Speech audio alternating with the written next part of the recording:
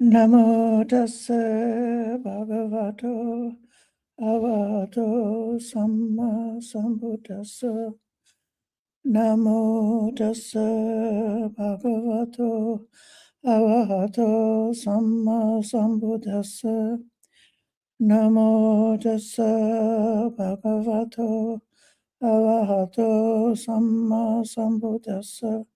Buddham dhammam sangham namasami. Good evening, friends, and welcome to this Wednesday night Sutta discussion.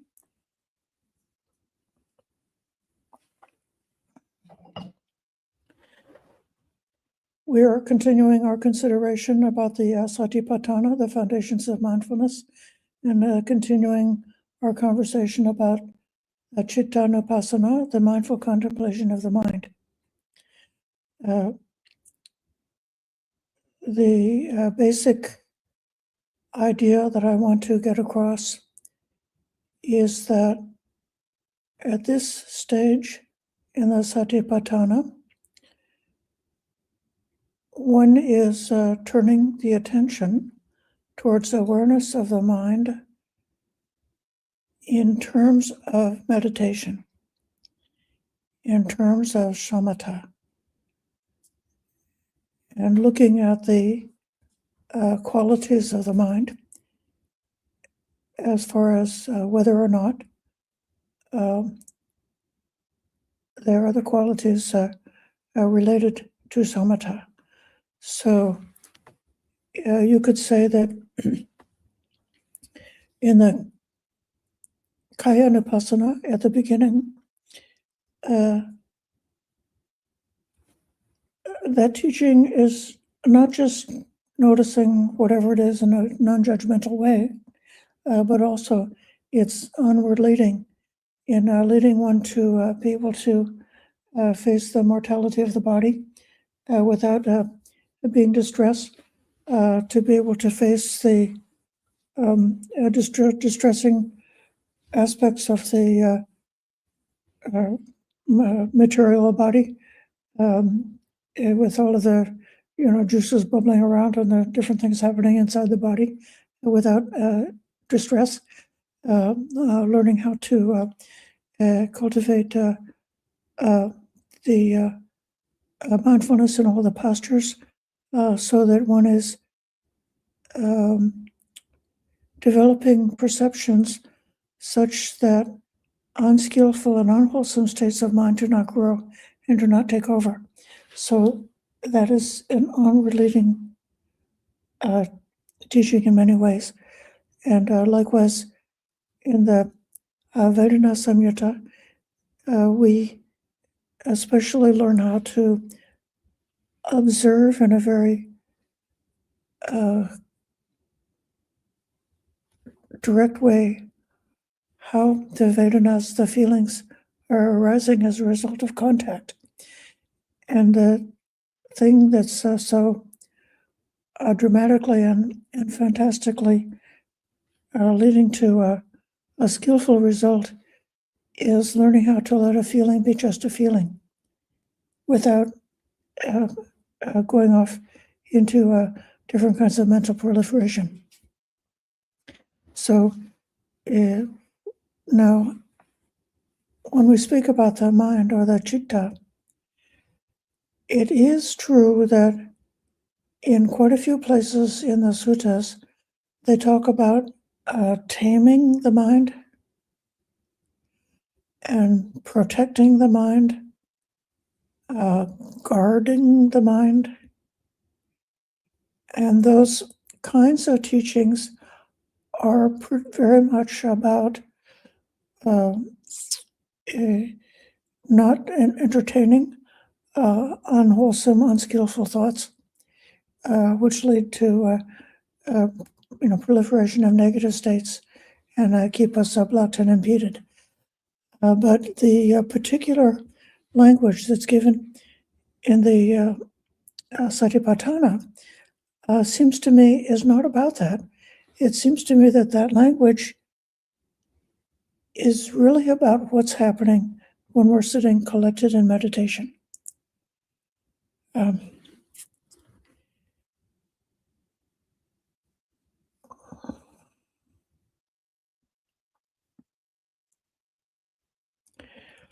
in the Satipatthana Sutta, how a mendicant meditates, observing an aspect of the mind.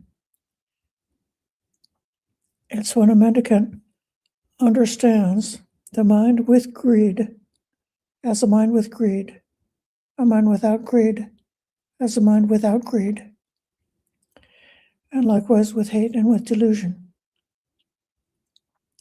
So the mind without greed, the mind without delusion, those are two of the major hindrances which are blocking the entrance into jhana, being able to gain concentrated meditation. And it can occur that as we see in meditation, they ever changing. It's like a shimmering light show, like the Northern Lights. We see how continuously and constantly the mind has changed when that's what we're looking at. And we could see how it goes in and out, that there are the moments when the mind is without greed and without hatred, or when the mind is not distracted, not carried away, not lost in thinking about the to-do list, not lost in thinking about some kind of reactions, but instead just in a state of being present for meditation. And it's quite a distinct difference. It's very clear, very obvious. And then part of this practice is to be able to develop the perception of the mind with those two states, so that you can recognize those two states, the mind that's basically gained meditation. It's gained shamatha because it's not carried away with greed and hatred. And you can see the mind going, flickering in and out of those states, or you may later on see the mind stabilizing on having gained meditation, stabilizing, being separated from greed and hatred for a longer amount of time. Or alternatively, you might notice that you've lost your meditation and spend the entire hour worrying about your problems, in which case you'll have to be mindful of that. But I believe that this section is inviting you to gain the tranquility, gain the serenity of being in meditation, and notice clearly what that's like.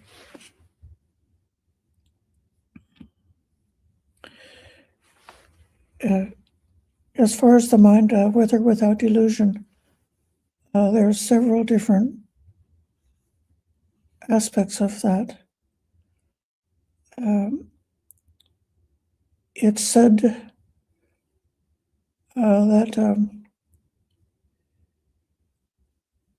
neutral feeling can be associated with a deluded mind. And that is actually particularly related to something that happens in meditation. If the greed and hate goes down, and you don't have the pleasant, unpleasant, strong, pleasant, unpleasant feelings, and are dwelling in a state that is predominantly neither pleasant nor unpleasant, predominantly in that state of neutral feeling, a person who is deluded can imagine that they've gained liberation of the mind. So you don't want to have that. That's a particular confusion that can happen with the neutral mind state. Another way that the mind is deluded is the different vipalasas, that you see something that's impermanent and you think it's permanent. You see something that's dukkha and you think it's sukha, or you see something that's painful and you think it's pleasant. You see something that's impermanent, that's not yours, and you think it's yours. And so those kind of delusions are very much triggers for agitation and stress and activation of the mind. Whereas when we abandon those distortions and become willing to accept reality as it is, then we're able to see it as not as impermanent, as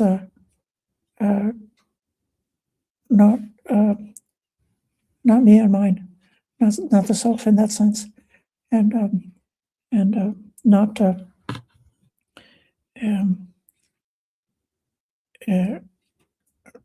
especially not the final refuge, not the final happiness. So even when there's a very pleasant state of meditation, you're not confused about what it is. So that's about that pair. The constricted mind, sankita citta, that is, it's either a neutral or a positive aspect. It can refer to when and this is definitely a meditative thing, when the mind has gone inwards. So that mind which is where you've lost interest in the five senses, so you're no longer interested in seeing, hearing, tasting, and touching. You're no longer interested in the sense contacts that are taking you out and getting you involved in being connected with all kind of the different objects in the world and thinking about those objects, but instead just looking within at the state of mind. That's it's an aspect of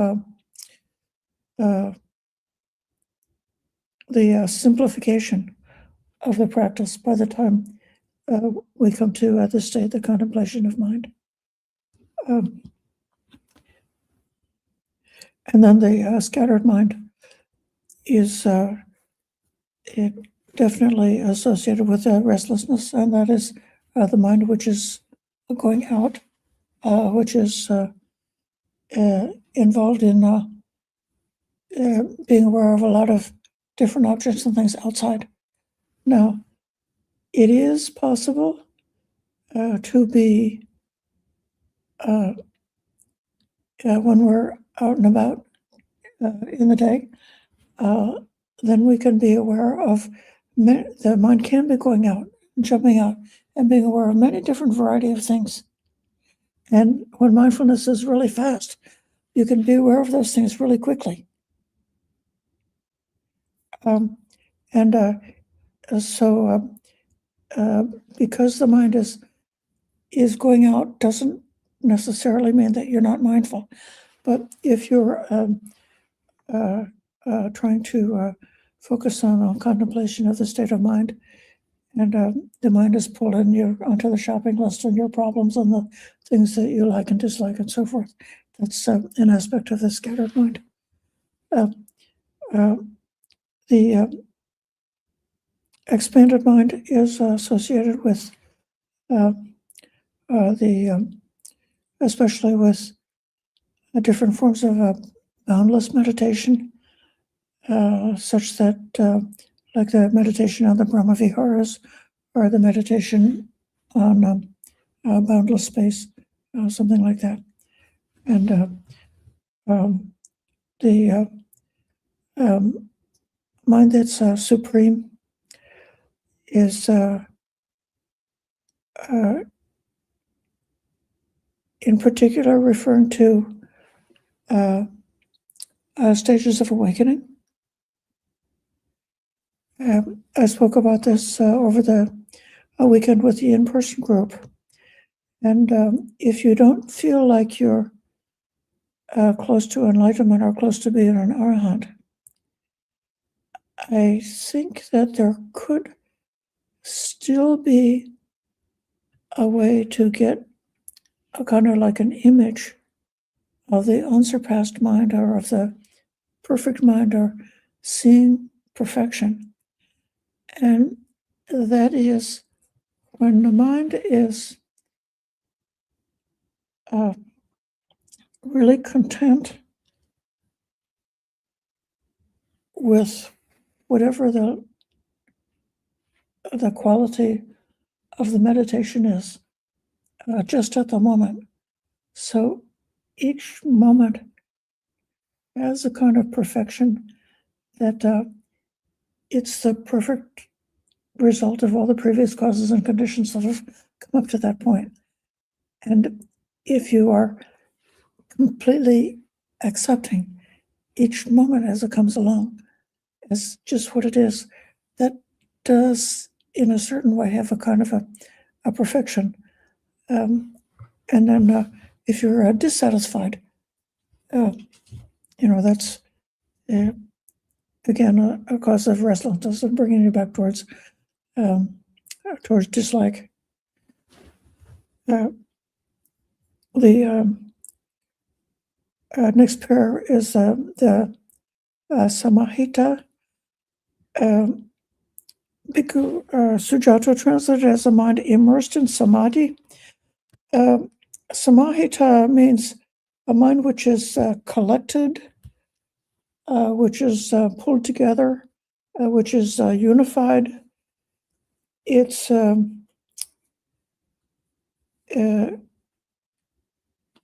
the translation of sometimes jhana is sometimes translated as concentration, and that's a very confusing translation because it makes people feel like it's narrow-minded and uptight, and it doesn't have that expansive quality. But in this case, the samahita, it does have a quality of being collected together. My teacher explains this as being all of the different aspects of the mind are all pulling together, so that your perceptions, your intentions, your the state of the feeling, your intentions, all of the different activities of the mind are all come together into the meditative practice. So you're not trying to meditate, but then in the background you're also trying to worry about your problems, in which case the mind is not unified, is distracted, trying to do two things at once. And then the freed mind, this vimutta vacitam, in my humble opinion, is very close to ceto vimutti. I double-checked this to see whether the cetas and citta can be synonyms. And I was able to get an expert confirmation that very often cetas is not distinguished from citta.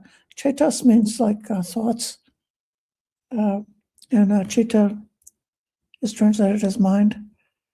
But the ceto vimutti is a very specific term that occurs in many different suttas with a variety of different types of ceto vimutti. It's a liberation of the mind, referring to a state of mind in meditation, which is freed from the hindrances, freed from obstructions, freed from defilements within the state of meditation. The Chaito Vimutti, there's a Metta Chaito Vimutti, is liberated by loving kindness, and then the other foundations of mind, the other Brahma Viharas, those are kinds of liberations. And then there's a boundless liberation, and there is the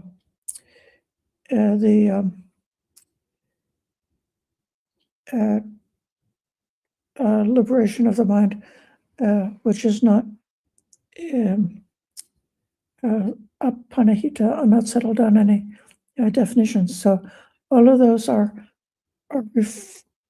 definitely referring to states that are achieved in meditation.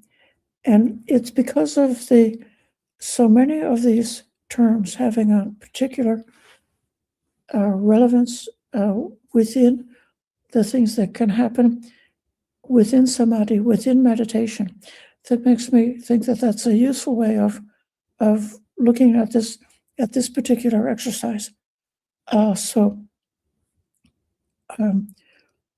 Especially after one has been able to gain some concentration, or if not gaining it in a stable way, when you're in that neighborhood concentration, when the mind is flickering in and out of states of concentration, that's really the time that's good to practice this contemplation of the mind. And now I'm going to read you a couple of short suttas that support the idea. I was starting this lesson for today. I was going to title it Mindfully Calming the Mind. And I was looking for passages about the citta that spoke about calming the citta. But when I searched and searched, I kept coming to passages that were talking about making the citta bright. It's very interesting because there's a kind of a cascade that happens in meditation where you start with a joy, the uplift, which might come from when you abandon the hindrances, and that causes a feeling of uplift, or you contemplate the Buddha Dhamma Sangha, or you are aware that you've gained the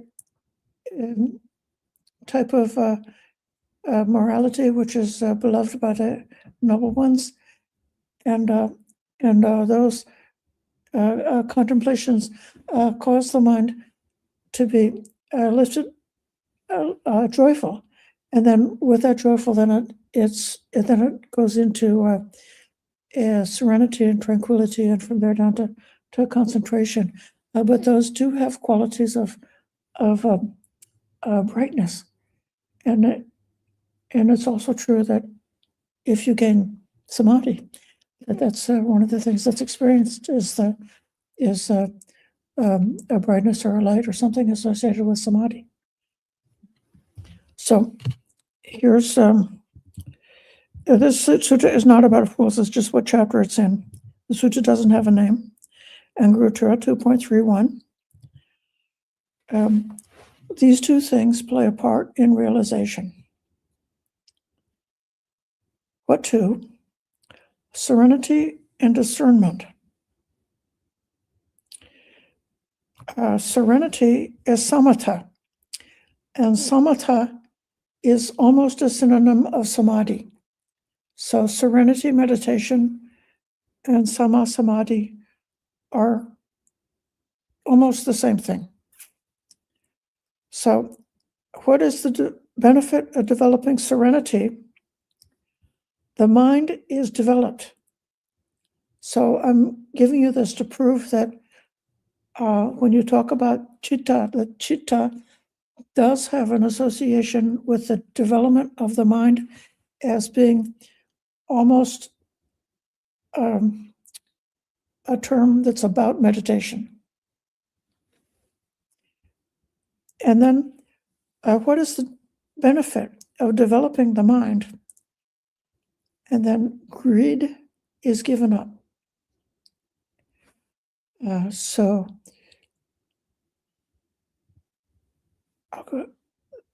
that's the samatha side. Then there's the vipassana. So there's this duality of samatha vipassana, the two aspects. You could say two wings of our practice. We try to develop. We want to have both samatha and vipassana. What's the benefit of developing discernment? Wisdom is developed. And what's the benefit of developing wisdom? Ignorance is given up. So one of the epithets or ways that the final enlightenment or arahantship is described is the combination of Chaita Vimutti, Panya Vimutti, having both the liberation of mind and liberation by wisdom. And this sutta is explaining how that's happening. So the Arahant has finally destroyed ignorance. So they have the ultimate wisdom, and they have finally destroyed greed. So the asava, the greed for related to the senses, the existential greed, the greed for different levels of it, different types of existence, are all destroyed. And so the Arahant doesn't only have wisdom, they also have liberation from greed. Those two things are coming together, and this mind development, when you are doing the Chittanupassana, you can see how is this touching greed? How is and the greed, that's the whole, includes, of course, it includes hatred. So the like and dislike, wanting, don't want it, fear and love, all of those things together are escaped or transcended with this development of the mind. So then it says, the mind corrupted by greed is not free. Wisdom corrupted by ignorance does not grow. In this way, freedom of the heart, that's the Chaita Vimutti, comes from the fading away of greed, while freedom by wisdom, that's Panya Vimutti, comes from the fading away of ignorance.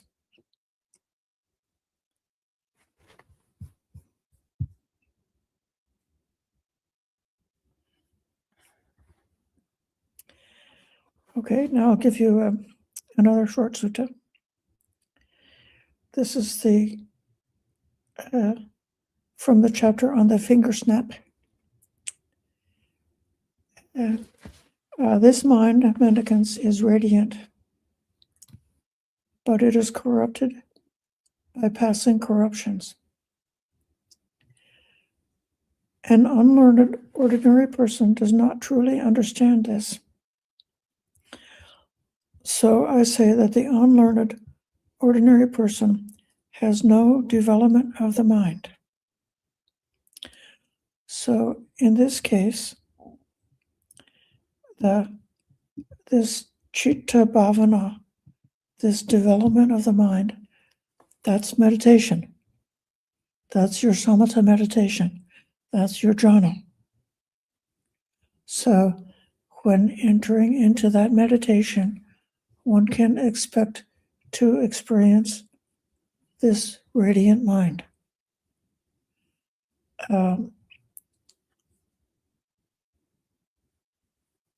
And you might also experience, if you've not yet gotten stabilized in meditation, that radiance comes and goes and comes and goes. It's like, sometimes in the weather, you have a bright sky with some clouds, the sun and the clouds keeps coming and going like that. So you can see the brightness of the mind, wavering and being unsteady. And then when you gain the meditation, you can see that radiance of the mind becoming steady. So that's what this sutta is about. There's a whole controversy about this particular sutta that I'm not going to spend much time on, but some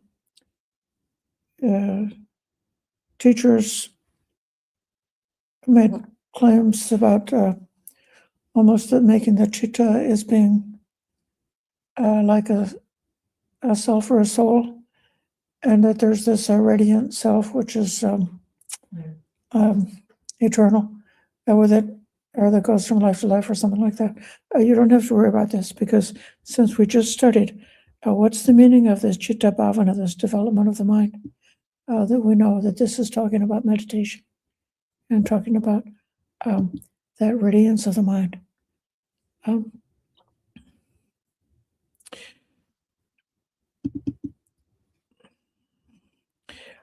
We might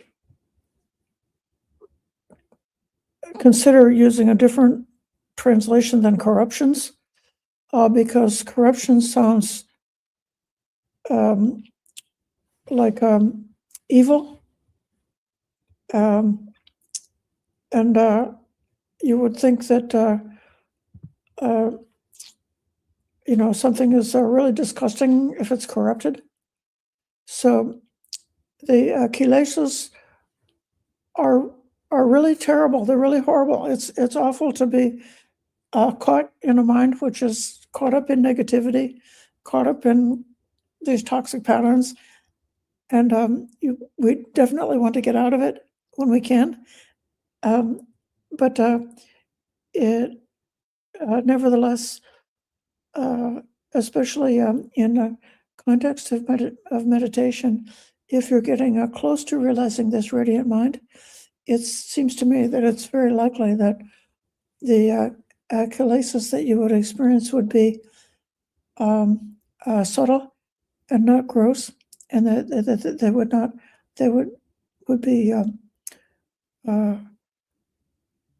transient, and you would have be coming very close to being able to dispense with, the passing worries, or the liking and disliking, or the subtle greed or subtle craving that comes along. Even a noble one who's a stream winner or a once returner still has got subtle levels of greed and aversion. So it's not like they're protected from gross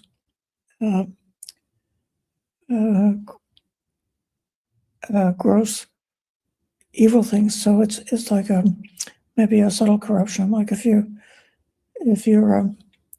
when you're smelting purifying the gold. Okay, so it's already very shiny. It's like the difference between 40 karat and 60 karat or 100 karat. It's like a very, very subtle corruptions of the impurities of the gold that may still be present until it's completely purified. Okay, so that's the second sutta. And now I'll come to another one. This is coming to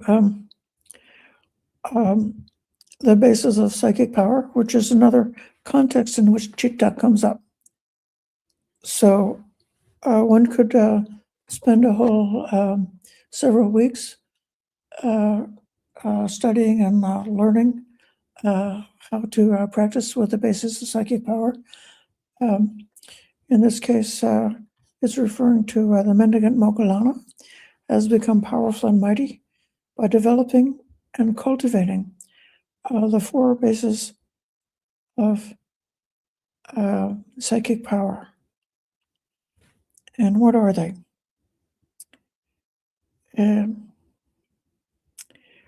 He has immersion, that's called samadhi, so that's part of meditation, based on enthusiasm, energy, mental development, and inquiry, combined with active effort.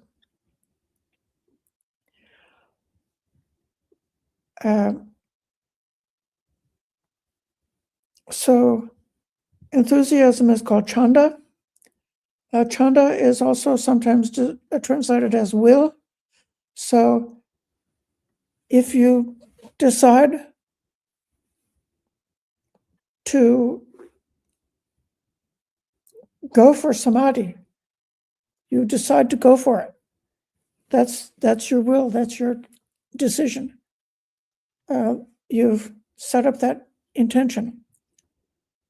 So that's the, I'm not wild about the translation as enthusiasm. That's Bhante Sucata's translation. And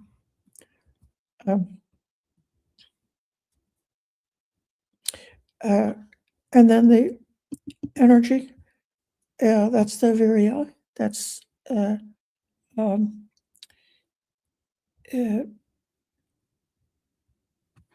related to, it's just put energy into it. So you're not being completely passive, but you've energized it. And then the citta, that's the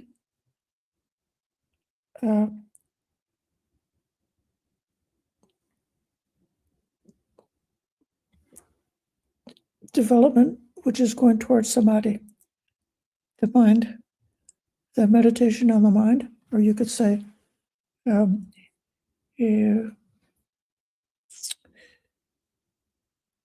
what you're doing when you come to the cittanupassana, where the mind is losing interest in external objects, losing interest in the five senses, losing interest in Vedana, losing interest in the material body, but simply having the interest and the focus and the intention on the state of the mind, attention on the mind.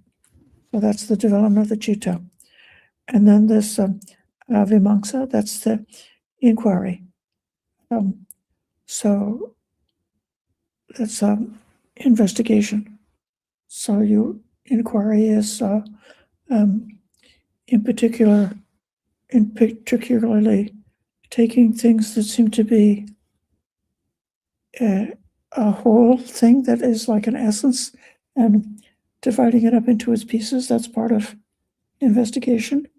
And another part of investigation is looking at causation, saying where is it coming from and where is it leading to. So those are four different aspects of the meditation practice that can be developed, and this citta is one of them. And so for each one of these factors, so I'm going to come to the citta, the mental development, because that's the one we're interested in for tonight. So your mind won't be too lax or too tense.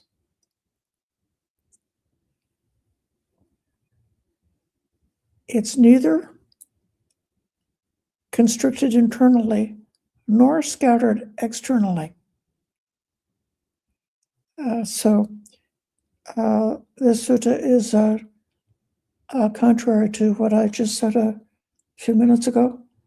I said that the internally constricted mind is one that's withdrawn, and that's a neutral quality. But in this sutta, it's given as not desirable, so that you want, it's like you're not jumping out and you're not closing down, but you're just in between. This is like having the mind, which is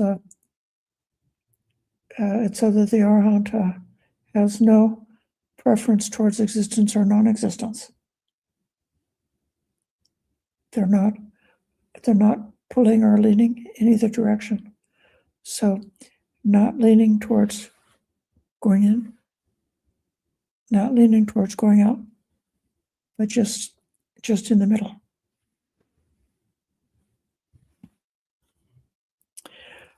And then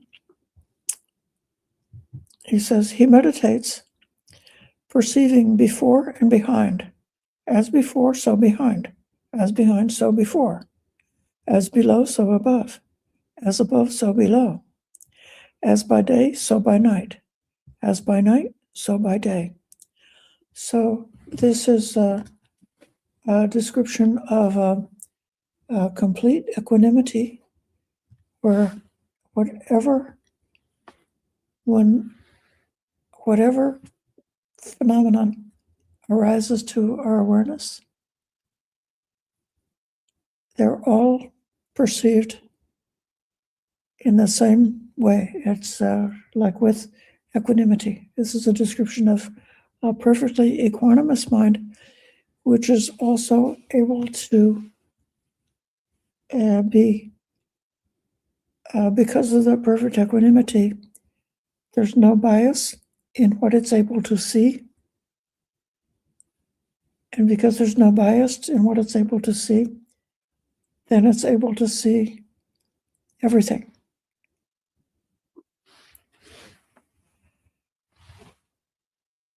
And then, as a result of that, with an open and unenveloped heart, he develops a mind that's full of radiance. And so now we've come back again, that this citta that we're trying to develop is a radiant mind. While we're doing the citta nupassana, if we are successful, as we come to being within samadhi and still mindfully aware of the state of mind, we can perceive the radiance of the mind. This particular sutta, the Moggallana Sutta, goes on to describe having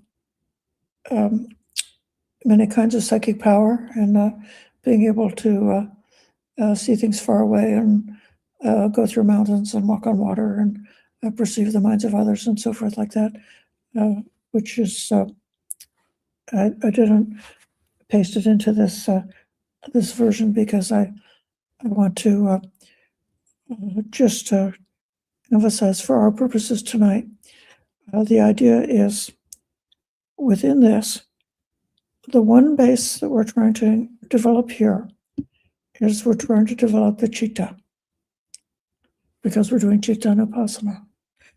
When we try to develop the citta, we take care to be perfectly in the middle, not lax, not tense, not constricted internally, nor scattered externally. perceiving everything the same. As before, so behind. This is could be taken both in terms of time and in terms of directions. It makes it a little bit more sense as directions, because I don't think this is encouraging to be lost in thinking about past and future. But whatever phenomenon comes to mind, that's what you've got in the present moment, is the thing that came up just now. So it could be that a memory came up. And so you just see it. It could be that an intuition about the future came up, and I just see it. It could be that when if you're meditating, say, on loving kindness, and you're directing loving kindness in all the directions. So when you develop loving kindness to what's in front of you, and then you develop loving kindness to what's behind you, you're developing this kind of like all around awareness, above and below, above and all around. It's like that the mind is just situated in that state of freedom in respect to everything all around.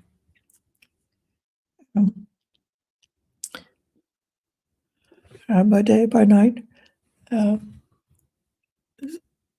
there is the encouragement to keep the mindfulness going throughout the day and through the first watch of the night, and then only for the second watch of the night one goes to sleep, making a resolving on the perception of waking up at the end of that 4-hour period, and then in the third watch of the night you get up and continue the meditation.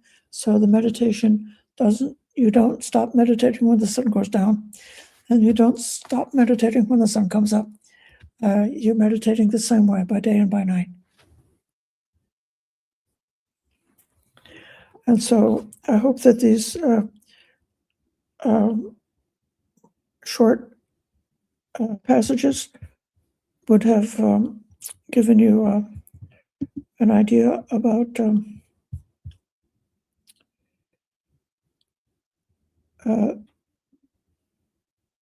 that this radiance of the mind is something that might be experienced in the context of the Cittanupassana, and that the Cittanupassana can be looked at as something that's inviting us to enter samadhi, inviting us to enter into serenity, and that when we do this, we may both experience power, as in the Moggallana Sutta, and we may experience bright radiance, as in this section from the sutta from the finger snap chapter. And we might also experience that greed is out the window when we catch hold of this Cittanupassana.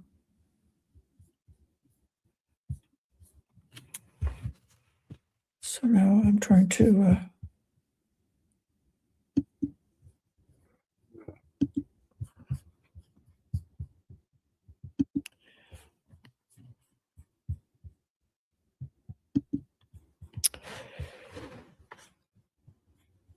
here I am looking for questions.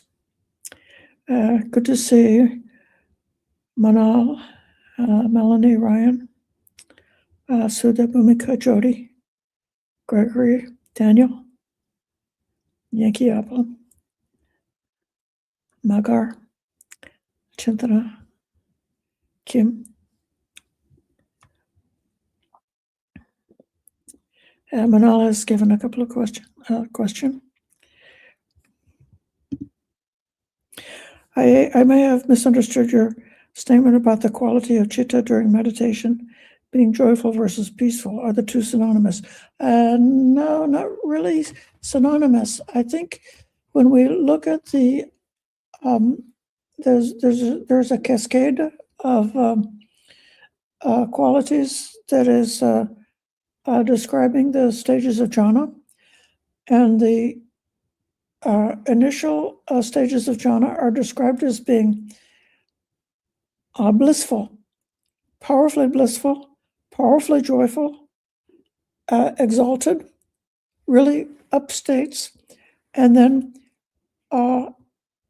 through the stages of the jhana, one is progressively letting go of those strong piety, that kind of like a powerful uplift, and then coming down to a more and more greater of equanimity, so that by the time one obtains the fourth jhana, where there's the perfection of equanimity, which is gone beyond pleasure and pain, gone beyond joy and grief, that is a state which is perfectly peaceful. So it might be that the citta and the quality of joy, like the joy that we have in resulting from our confidence in the Buddha Dhamma Sangha, or the joy that we have in contemplation of the good sila, the good morality, that's called that's a kind of pamoja. That's sort of like a pre-meditative kind of joy. So joy and happiness are parts of this practice. A joyful person can certainly be a peaceful person. Like a peace and happiness goes together. Like this is a path of peace and happiness. So those two things go together, but they'd have it's a different meaning, but they're not incompatible. So the citta could have that quality of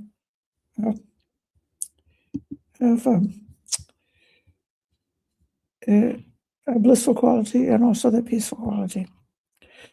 Also, when there's an experience of unsettled citta during meditation, how do we come out and lessen over-analysis and apprehension till we sit the next time?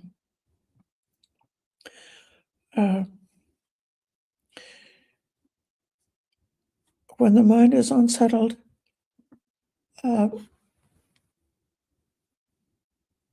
going back, drop back a step to the Vedana, see what kind of feeling is present, and see how ever-changing and impermanent the Vedana is. So the Vedana associated with that unsettled mind can be just a passing thing, and then drop back again, and drop to the body, and drop to the senses. And so when you come to where the sense contact is happening, that's a way of stabilizing, anchoring, taming, and regulating our practice. So when the mind is unsettled, it's if we have the habit of very quickly returning and seeing how is this being manifested in the body, or how it is with the sense contact. Mm-hmm.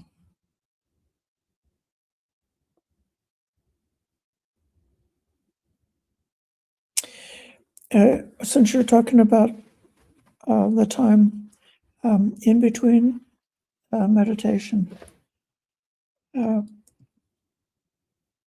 I would say that things which are meritorious can really help so much to calm down. It's like we can get into a flow kind of a state with doing good things. One of the residents here, one of the visitors spoke about there's going to be a big snowstorm on Sunday, and they spoke about cooking some food to offer on Sunday, just in case we're snowed in and the outside donors are not able to come. And so, oh, that's so meritorious. No, that's a merit. So doing a good merit like that, if you see something to do that's good, then you can do it quickly, even if it's not meditation, because it helps to settle the mind, to brighten the mind. I've been doing some work in the library. That's the chore that I gave myself during this period of time.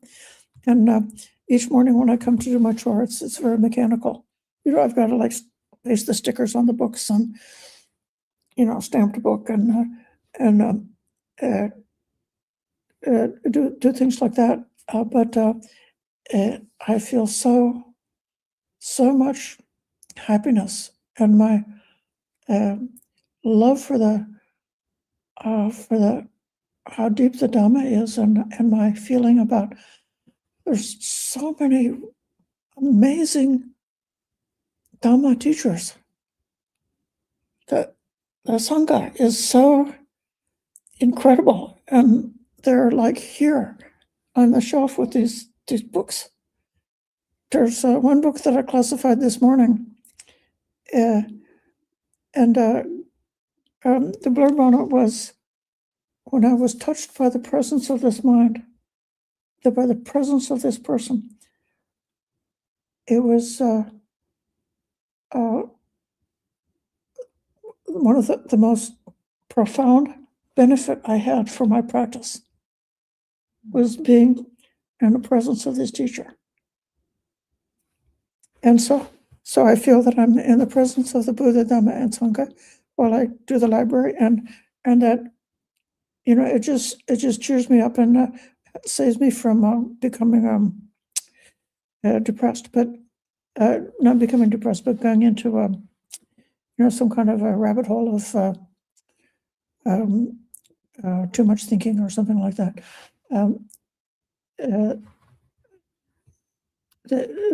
But doing in the context of what we're trying to do with meditation, those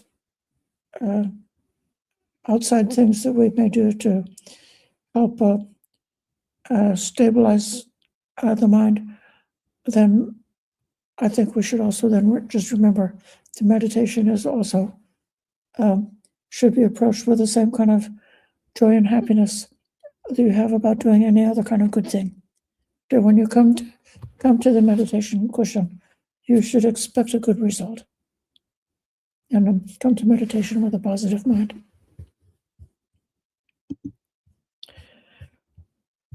Here's from Sutta. When mind is calm in meditation, it tends to have joy springing forth. Yes. Is that what's meant by the mind being radiant? Yes. The radiance of the mind is sometimes perceived as an actual light.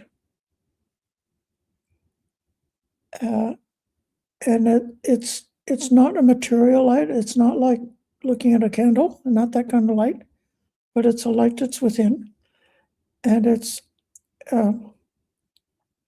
very much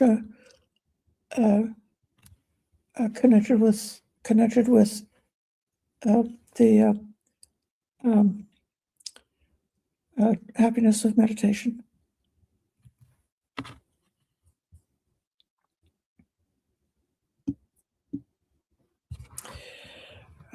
Ryan,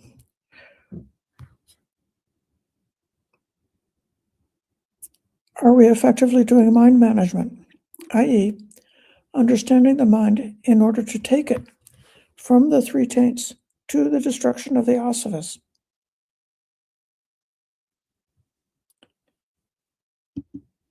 And he continues,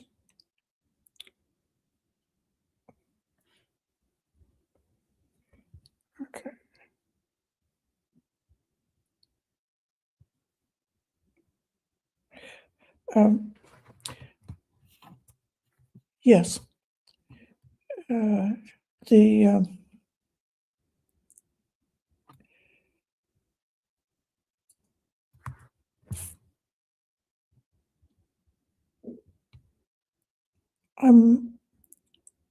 When the word that's translated as understanding the mind is pajanati, which means it's got a connotation of direct knowledge. So I don't think this sutta is saying that we psychoanalyze the mind in order to overcome the taints and the asavas. I think that the sutta is saying that we directly know the mind, and we directly know the qualities of the mind, whether the mind is free from greed, hate, delusion, or in the presence of greed, hate, and delusion, and so forth. So it's a question of directly knowing those different states of mind and developing the perception so that then one is able to recognize all those different states of mind. And when we're able to recognize them, then we're able to incline towards the wholesome states.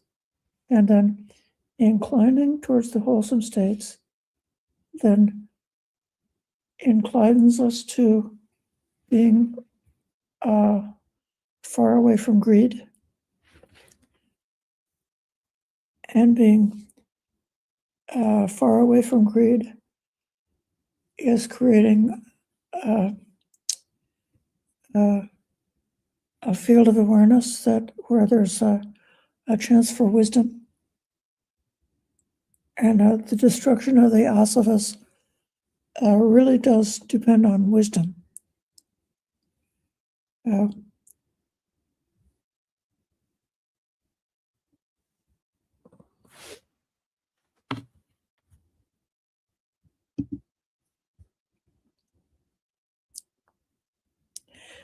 Okay, Parinas.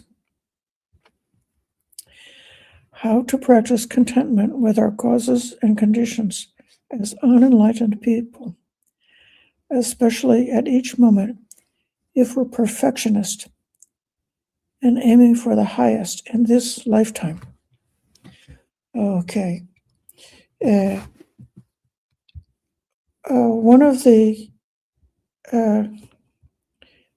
fetters, one of the first three fetters, is called clinging to rites and rituals. And I am associating that fetter with perfectionism.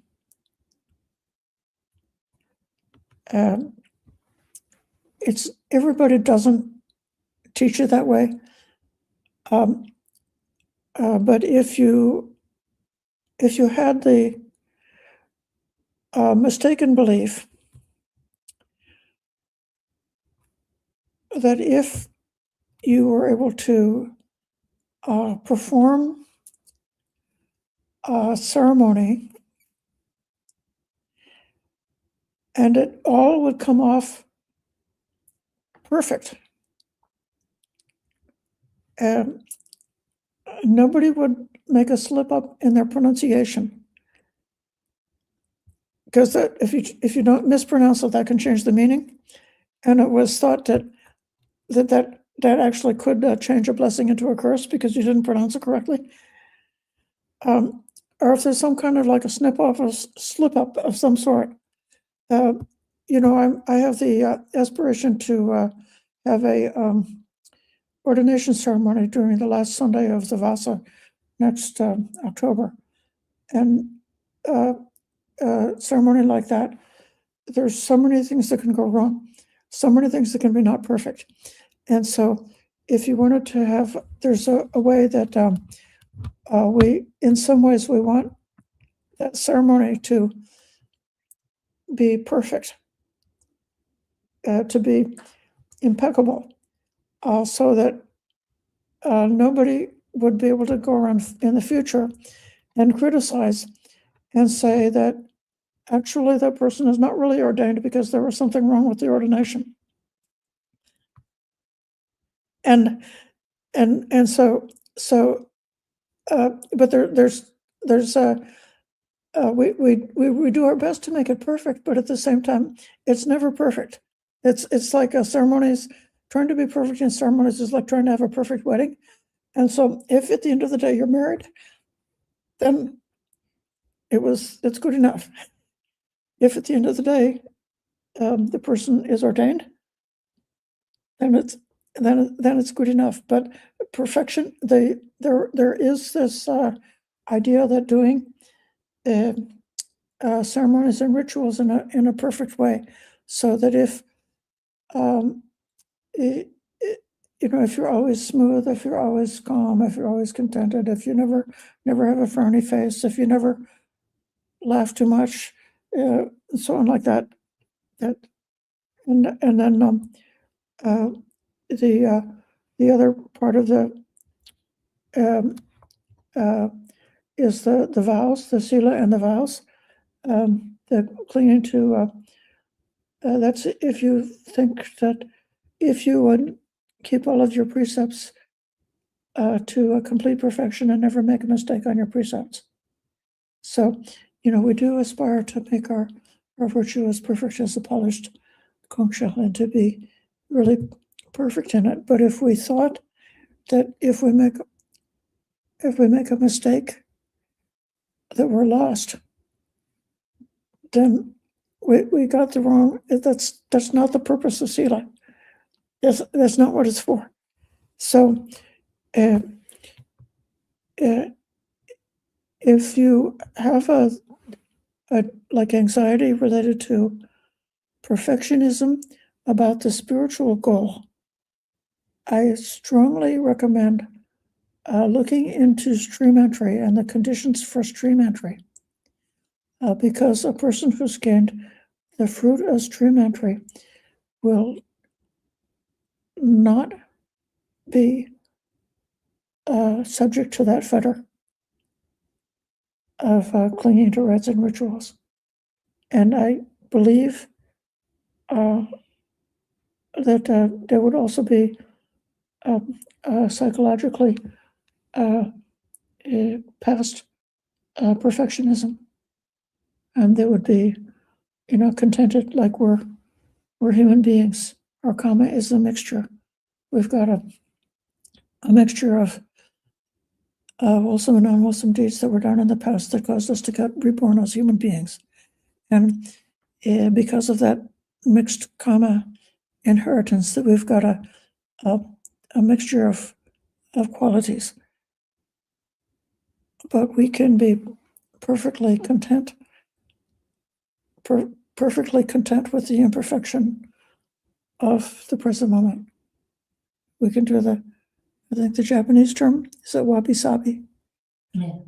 Seeing something which is slightly broken or slightly imperfect or old, visibly old like that, is more beautiful than something that's perfect.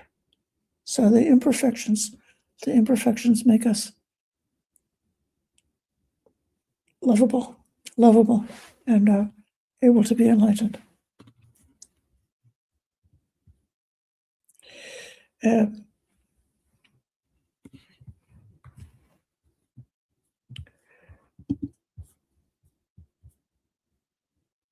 So that's all the questions from cyberspace. And maybe do you have a question? Okay, so we can then bring this delightful session to an end. And I wish all of you a lot of success in meditation. I hope that if you don't have samadhi, that you will get moments of samadhi. And when you get the moments, that you'll see them and rejoice. And then when you get the moments of samadhi, you'll be able to incline your heart towards samadhi and develop more and more. Sadhu, sadhu, Sadhu anumodami.